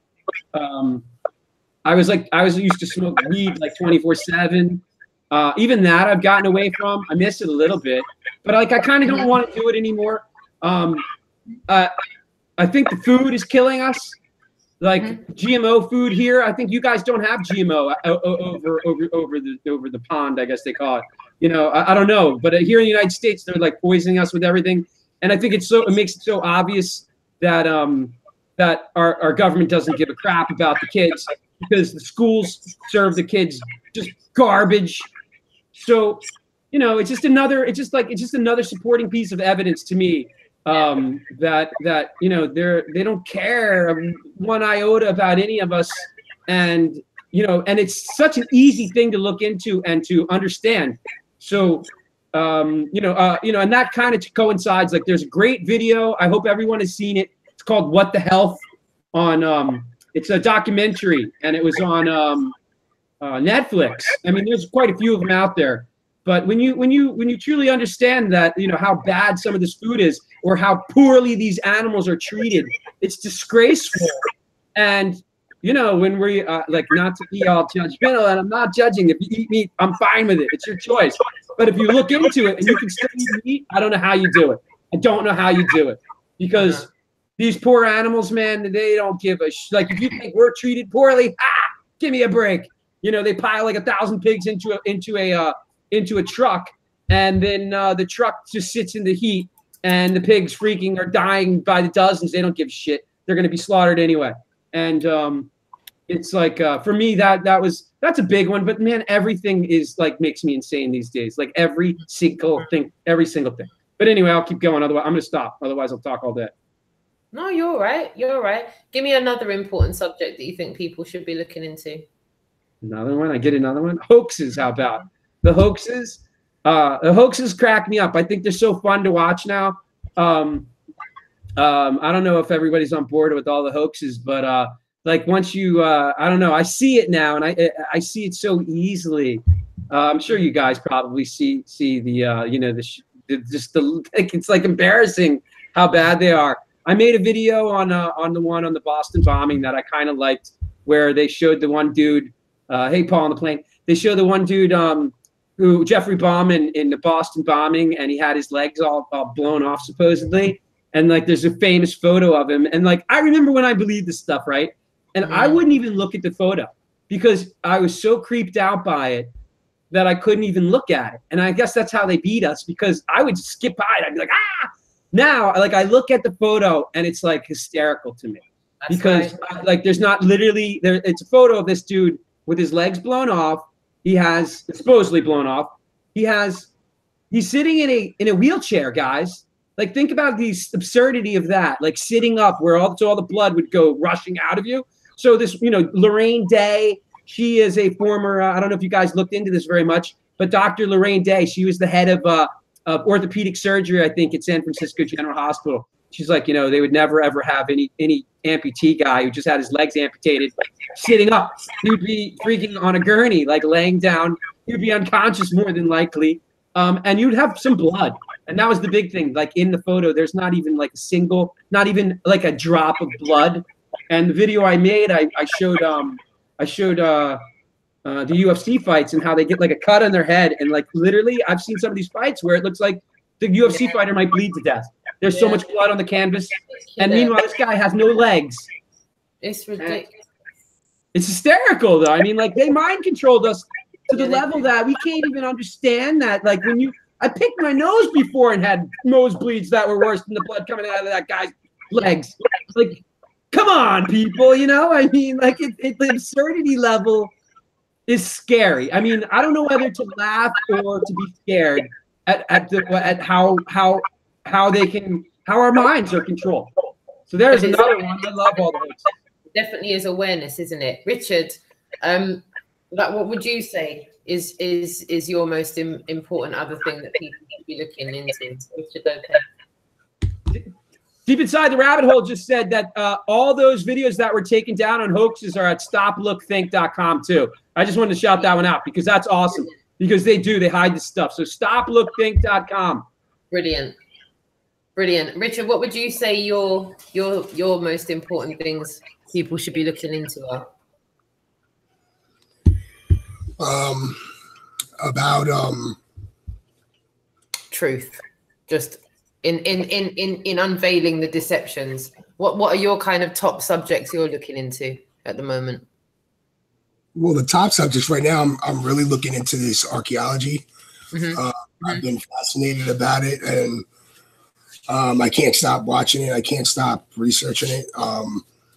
And it's overwhelming evidence of just all the lies that come. So I've really been big on that. But the biggest deception that I actually push, other than the flat Earth, is the food deception. Because you can't be around long enough to see what's going on and see what happens, or to take care of yourself if you're not awoken to the food deception. Yeah, that's another big. They're passing off what's food, and it's not really food.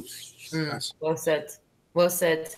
David GESNER, what would you say your most important subject is people should be looking into, in your opinion? I normally get into food and vaccines, but it's tough to just pick one. But at the moment, I'd probably say 5G. 5G. I'm pretty sure they're going to drop some people like flies. Wow. It's a bad scene. So I'm sure everyone watching's already heard about the cell towers being weaponized. Yeah. So the 5G is going to take it to a whole nother level. They'll probably throw smart meters in there as well. If you have a smart meter on your house, you're getting all kinds of radiation, and you can block. I believe you can block most of it, but this isn't a joke. Yeah, it's not a joke. It's not a joke at all. I think the first thing we do is to knock those towers down. The first thing we had to do is just to take them down. If more people be aware of these deceptions, we're not going to let them continue this. But you're right. What's your take on this, Rueben? I'd agree with David. If I'm not a flat earther already, I would go to 5G. But because most flat earthers pushed through quite a few of these things, if you're into flat earth now, I would recommend getting into alternative histories. So my personal study right now is a channel called New Earth, which is a whole 18-part series on ancient civilizations being covered up and concealed histories. So that's my big one at the moment. And 5G, I think, is a good gateway drug for conspiracy, because you can point people to small storm videos, and also point people to the way in which they were just rolled out without any legislation or white papers signing these things off, safety standards. None of these things were done. It's quite an easy gateway drug to bring people into. I used the wrong term there, gateway drug, but you know what I'm saying. Sorry, I'm talking quietly because my house is all asleep now. Mine too. My voice is like a foghorn. My family's I'm afraid. No worries. Street next to me can probably hear me waffling away. Rueben, what's your take on this, darling? If you can hear me, what would you say your most important subject is you look into? What would you say it would be? Well, the thing is, being flat earthers, we've all researched these topics that we're talking on, and that's why I love flat earthers the most, because they're the most open-minded, they're the most willing to go the distance for the truth. And so I say all of the above for those that are not yet flat earthers, haven't yet looked into all of the topics that we have. So all of the above, and for me, I find music quite important, because music was and still is a big part of my life.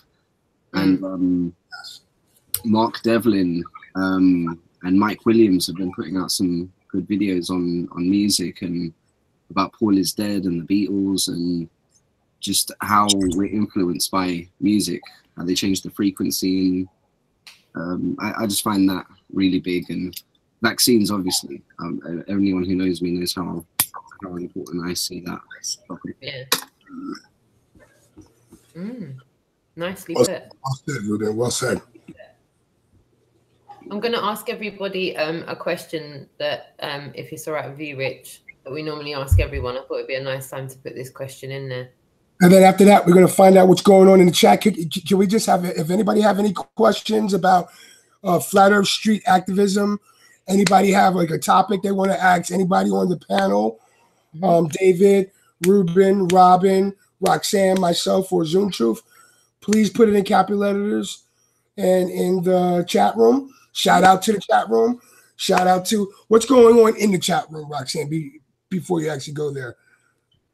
Okay, so we've got loads of people tuned into the chat room. I want to thank everyone for taking the time out to listen to us this evening. Troubles About, Marilyn Spirit Level, Daniel Reza, Sultan of Symmetry, Ricardo, Amrock, Ian Mattison.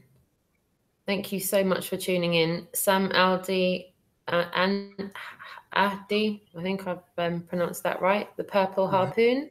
Jane of Torquay, Paul on the Plane. Thank you so much for tuning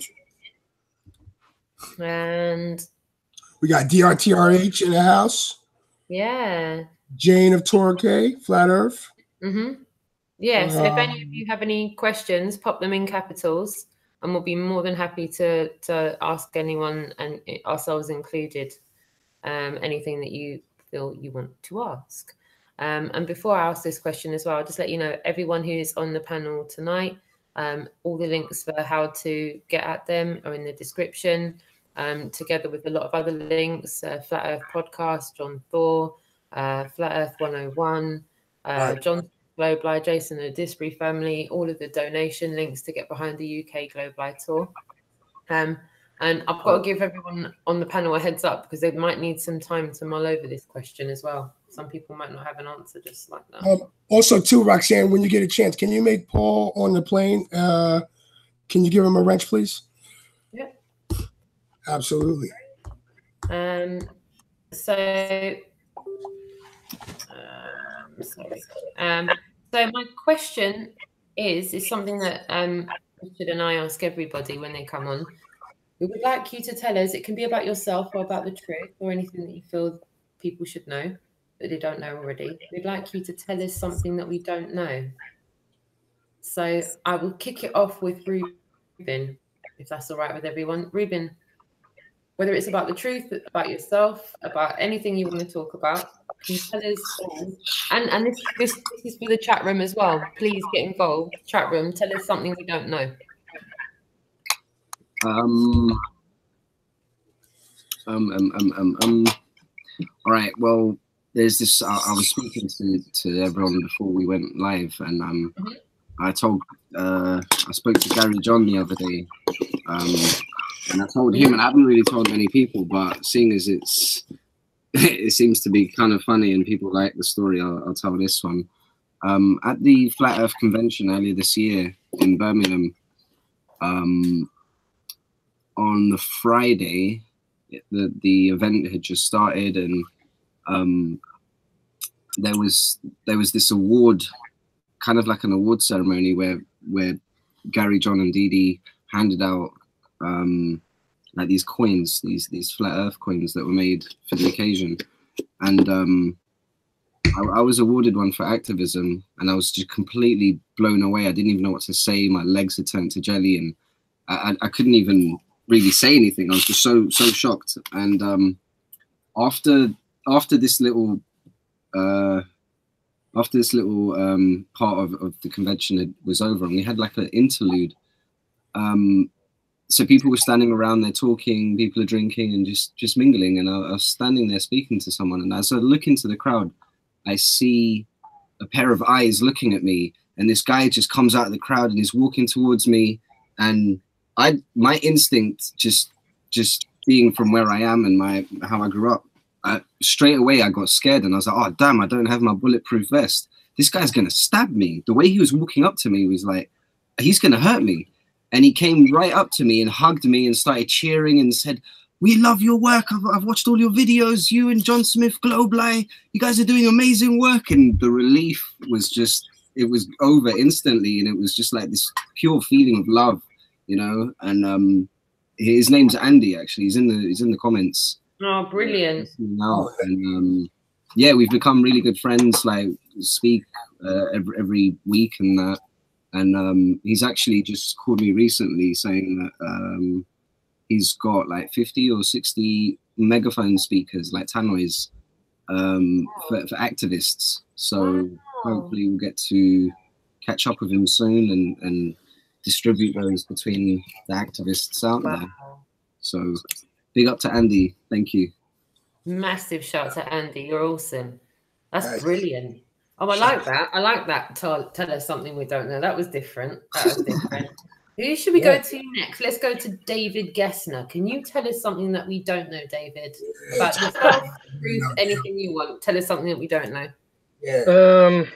I don't know. I'm pretty shy, so doing street activism isn't really my thing. But that just goes to show for all the other shy people that you can do something. I like to surround myself with other people who know what they're doing as far as the street activism goes, like Marilyn and Richard and Peter and someone else I can't name because he'll freak out. Right. So yeah, we have people that don't want to go on camera, don't want their name used, and they're out with us. So that's pretty good. And sometimes they just sit in the background just to watch, just to make sure everything's okay. Like they really watch just to make sure that we don't have any problems. So I think what Roxanne was talking about, like, and Rueben was talking about, find a mate, find someone that you're cool with, a friend, and go out there and plan. Marilyn said something in the chat room. Do we plan our street activism? Yeah. You know, hey, what are you doing this Sunday? Hey, what are you doing? You want to go to Speaker's Corner? Hey, you know, that's, you formulate together, get your group together, you're stronger in the group. Yeah, absolutely.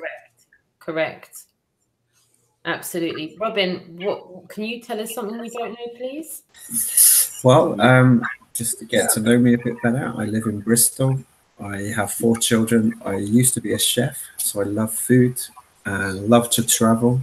And I got into Flat Earth 3.5 years ago now, after the 9/11 pill was dropped. And I woke up when someone posted in an investors forum, which was the Rothschilds banking dynasty film, and that woke me up. So I guess I'm just sharing a bit about me. That's who I am. Live in Bristol, 4 kids, 2 grandchildren actually. Oh wow, but, nice. Yeah, there you go. Thank you. And Zoom Truth, can you tell us something that we don't know, please? If you can hear us. Yeah, no, I heard you. Something you don't know, man. I don't know. There's nothing really interesting to tell you. I would just say that I'm more interested in, like, I really don't care about me. Like you know what I mean? Like what I'm for everyone. Like if you're listening, I can tell you I'm in New Jersey, and I can tell you I will go New Jersey, New York, Pennsylvania area, I'm I really so much just want to have people come out and join me. Like the kind of if that's what, if you're okay with it, I'm not looking for, blame anybody if they don't want, if they're in the area. But if you're in the area and you can even come out for an hour or 2 hours, oh man, means so much when you have another person with you, or 2 or 3, or if we had 5 or 6, it really would be awesome. So I don't know about as far as me personally. I don't know, man. You don't want to know about. You don't want to know. Look at the background there. My house is in shambles. How's that? Thank you very much for that, man. We've got some questions from the chat room. Awesome. Some of the questions are not really like quick pro quo answers that we're going to be able to give. And I'll admit I don't have experts in some of these subjects that people are asking questions in, so I can only do that's beyond my remit. I just know I don't live on a ball answer to a couple of these questions, but I'll kick off the first question if everyone's all right with that. Ricardo Montalvo, are any of you religious? I know there was a designer. I'm a domer. I'm a designer. I'm a designed individual in a designed place. Do I know to the extent that firmament is, that dome, that enclosure? No, I don't. I don't profess to know anything I don't know. The one thing I do know is that I don't live on a spinning ball. Okay, so with that being said, all of my observations lead me to see, feel, and know that I live on a flat plane of existence that was designed. So if me knowing that there's a Most High makes me religious, and if that answers your question, I hope that does. And I'll move on to take the mic right about now. Well, I'm not religious. Not religious at all. I'm a domer. I don't do religions at all. It's time for us to stop the religions and the priesthoods and all that other nonsense. I don't fault anybody who is religious, and if that gets you closer to the Most High, that's all I care about. I believe. Oh, excuse me. I think we live in an enclosed system. I can't prove it, but all evidence shows an enclosed world. I think that we still have a lot to find out about what this place actually is. But religion, government's religion. If you believe that you live on a spinning ball of water, that's a religion. You know, and I think that's why we got into this problem in the first place, because of belief. So, to each his own. You know, that's my thing. Okay, next.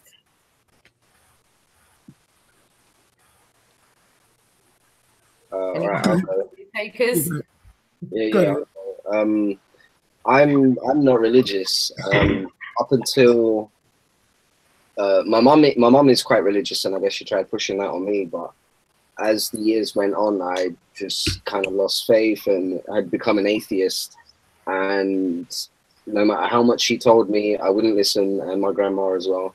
But once I discovered flat Earth, I realized that there had to be a creator, and perhaps not in the way that the Bible describes, but I just understood, being an artist myself, looking around at this world, it just clicked. It was like, there is no way that this was just by chance. You know, this is intelligently designed perfectly. So that's what made me realize, yeah, there is a creator or creators, I don't know, but yeah. So not religious at all, but I know that there's a creator, and there's a lot to do with spirituality and that, but yeah, not religious. Yeah, well said. Well said. Next. I guess I'll throw Dave, go ahead, Dave. There's definitely some sort of creator, may not necessarily be a god, but something that is way above us. I totally don't get into religion with people when I'm doing activism or anytime, anywhere. But I do follow the philosophy of a couple of interesting characters, Bill and Ted from The Excellent Adventure. And their thing was, be excellent to each other. If you follow that, you can't go wrong. So that's pretty much my religion. Nice. Nice. Sounds good. Cool. I would say only one thing. It's for me, I was like such a hardcore atheist. Some of you probably know this already. They had me so snowballed. I can't even believe I woke up. Like I was a complete zombie to all. Like it's crazy. So like for me, I when I hear you guys say religion, it makes me think like the Bible. Like, but the Bible to me has so much truth in it. Like it's crazy. So I guess I am like, I don't know, is that religion or not? I don't know. I don't even know. All I know is that I'm not probably big on the whole church showing up. I went to that church thing on Sunday and like they had like 20 minutes of music in the beginning, which I don't know. It just felt a little strange to me. But the Bible, man, holy mackerel. There's so much truth in the Bible in my mind that I don't know if it's all true, but for me, like it helped me realize the earth is flat, I think. So whatever. Yeah.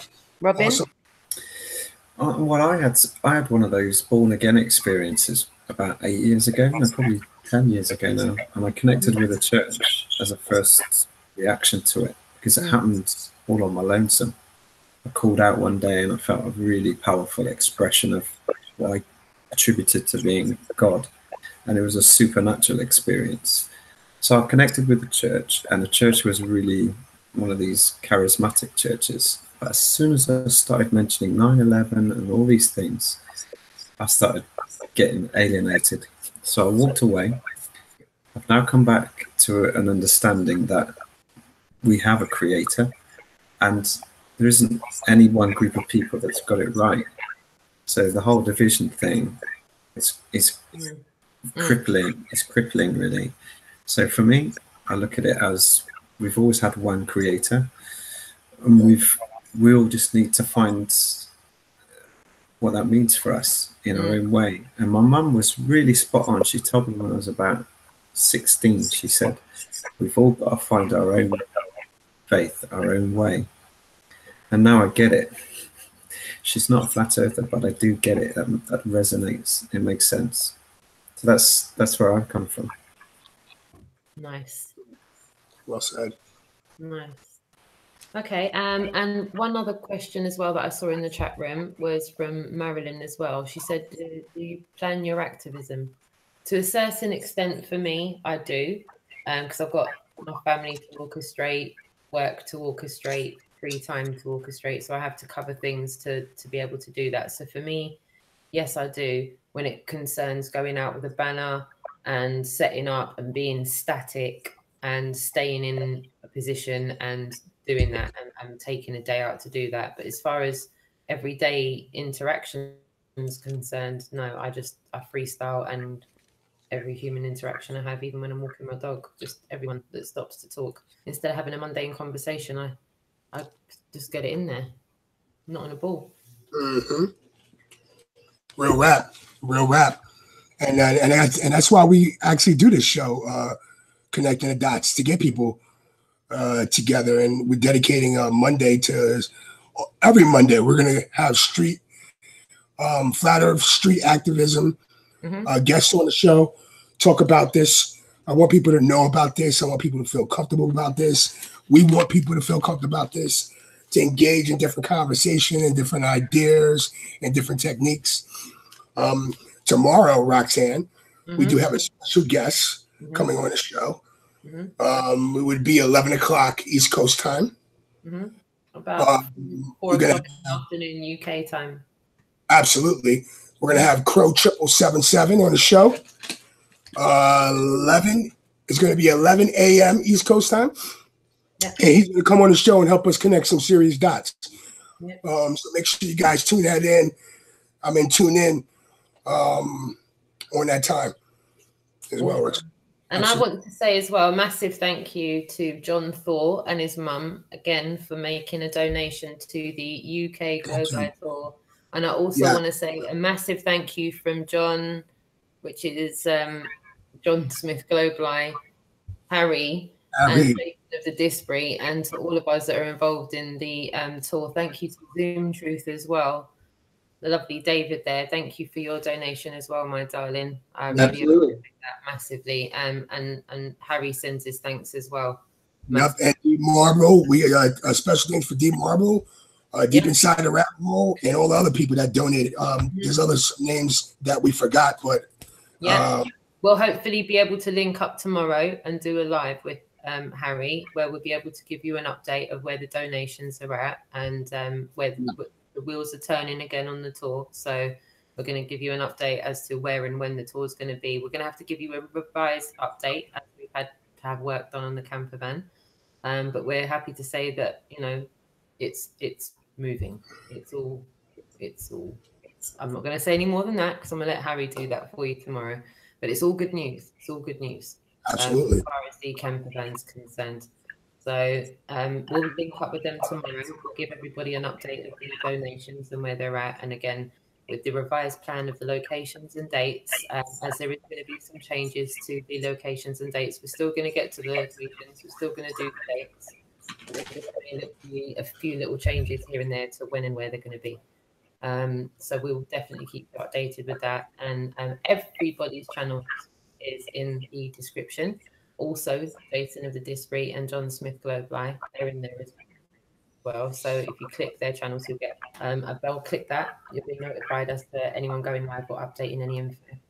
And a ton of other information as well. It's like a one-stop shop. Everyone's there. Also, too, Roxanne, we have a lot of people behind the scenes that's working on the Globe Live tour. Shout out to them. People that don't share their faces and people that don't know. Shout out to them. I know you're listening. Shout out to them, and we appreciate everything you guys are doing. Roxanne, when are you going out again? By the way, when do you? When is your next? Are you have anything planned going out again soon? I might have missed it. I'm sorry. I was just wondering. So, retrospectively speaking, when I did the summer madness at Speaker's Corner, I said after the August bit, I would be doing the last Sunday of every month at Speaker's Corner. However, because of the weather being a washout this weekend, it's just gone. This was the weekend I was supposed to be on the Globe Live tour. However, we got rained off. So I'm now looking to go to that this weekend instead of going to Hyde Park. But other than that, I'll be at Hyde Park Corner the last Sunday of every month. Cool. Minimum. That's a minimum. It's a bare minimum. Anything other than that is in addition to that. But yeah, that's a bare minimum. So yeah, to everyone watching, to all Londoners, everyone within reach of London, last Sunday of every month is when I'll be there. Dave Mantle was there just this Sunday gone. Yeah, there's always some kind of Globe Live Flat Earth activism going on at Speaker's Corner in London. So yeah, watch this space. And before we wrap up, does anyone else want to say anything before we finish up? Yeah, anybody on the panel have anything to say? I'll just say one more time for anybody who's left. I can't get this out enough. New York, New Jersey, Pennsylvania area. You know, get in touch with me, and you know, I'll try to make my way out to you if you don't want to have to go very far. That's all. You know, and even if you know, probably for about a few hours, if we can get out there and we got a nice busy place to go to where there's lots of people, please, you know, get in touch with me or Marilyn, Spirit Level T, or you know, any of these other people. Like, please try to make that effort. Thanks. Awesome. Awesome. Rueben? Just if anyone wants to join me in Bristol, please reach out, and it'll be not a problem. We can hook up. Link in the description for that as well. One more thing, Ephesians Day too. Just consider it a day where we, you know, it's only it's May 11th, and you know, a few people were putting that up on the chat there, and I do want to keep planting that seed. The government ain't gonna ever. No, look, we have so much proof the Earth is flat, guys. It's over. We already know the Earth is flat. We know it. We know it. So, like, I mean, it's fine that people want to do more experiments, but us asking for changes or voting, nothing's gonna change until we do something. So, I don't know what to do, but Ephesians Day maybe could do it. I don't know.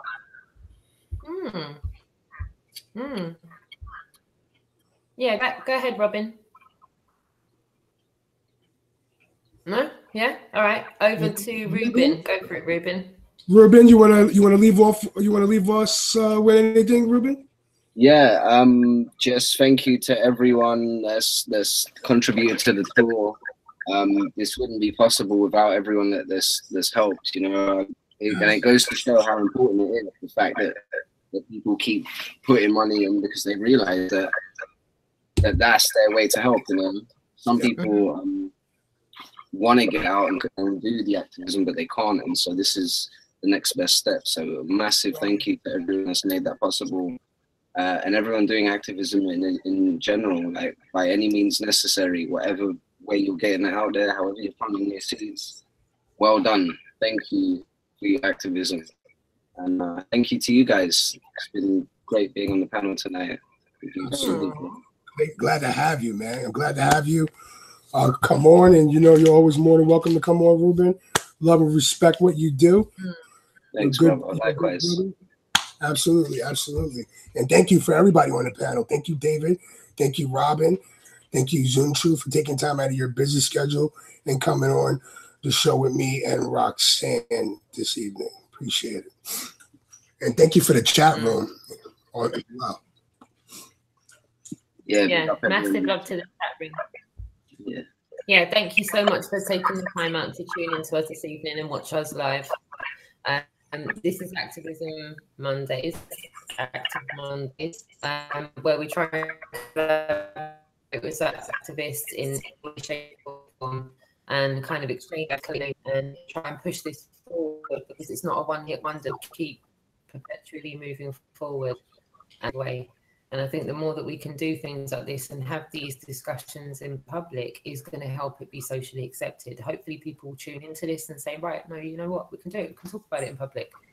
There's no shame in it at all. Also, too, Roxanne, we also put the APB out. You know, we're looking for a globe head that's not camera shy, come on a panel and show us their evidence of the globe.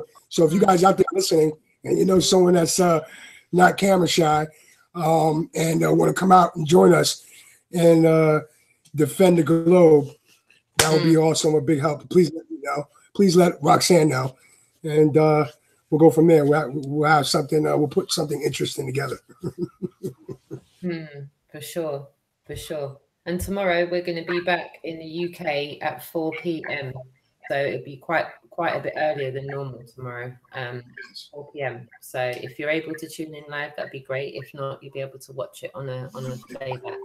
We're going to get to connect the dots with a few bits and pieces. And then if we can, a little bit later on, we'll link up with John Smith Global and see what's happening on the tour. Absolutely. So you'll get two things in one day. You'll get one hangout earlier on in the day at 4 p.m. in the UK, and then probably one a little bit later, about 7:30, 8 o'clock in the evening. Nice. Again, I want to thank everybody that's tuned in, to everyone in the chat room. As we progress, I will get a bit better and try and interact more in the chat room. Watch this space again. For now, I'm doing the best I can. And yeah, I thank you all. You know, time's quite precious to people. It's the most precious thing to me, and to be able to take the time out and be here with us live while we're having this conversation, it feels that you've been a part of it too. So I feel like it's been like one big conversation with a lot of us, and for that, I feel good about that. I don't know about the rest of you, but I do. Nice. So you should. Awesome. All right, guys, we'll wrap this up and we'll cut this live for today. Thank you so much for tuning in to Active Mondays, Connecting the Dots with Richard and I, Zoom Truth, Robin, thanks, guys. In the lids, Rueben, Everybody Equals Mind Control Squared, and David GESNER from Flat Earth 101. Thank you all. Richard Lopez. We're going to sign off for now and we'll be back tomorrow, yeah? Yep. All righty, my friends.